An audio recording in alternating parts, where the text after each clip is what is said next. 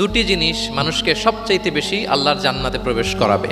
একটি হচ্ছে তাকওয়াল্লাহ, আল্লাহর ভয়, আর একটি হচ্ছে হুসনুল খুলুক, সুন্দর আচরণ। রিপিট, আমি আবারও বলছি, দুটি জিনিস মানুষকে সবচাইতে বেশি আল্লাহর জান্নাতে প্রবেশ করায়। একটি হচ্ছে আল্লাহর ভয়, তাকওয়াল্লাহ, আর একটি হচ্ছে সুন্দর আচরণ, হুসনুল খুলুক। এখানে বলা হয়নি যে নামাজ মানুষকে বেশি জান্নাতে প্রবেশ করাবে, রোজা প্রবেশ করাবে, যাকাত করাবে, হজ করাবে, এমন কিছু বলা হয়েছে না, বরং সুন্দর আচরণ মানুষকে বেশি জান্নাতে প্রবেশ করায়। আমরা অনেক সময় ইসলামের এই এসেন্সটা ধরতে পারি না। দেখবেন যে খুব নামাজি কিন্তু খিটখিটে মেজাজের লোক, খুব নামাজি স্ত্রীর সাথে খারাপ আচরণ করে, খুব আল্লাহওয়ালা প্রতিবেশীর সাথে ঝগড়া ঝাঁটি, খুব নামাজি মানুষ কলিগের সাথে সম্পর্ক ভালো নাই। এরকম লোক আমাদের সমাজে আছে না নাই বলেন? তার মানে ইসলামের যে ট্রু এসেন্স এটা ধরতে পারে নাই।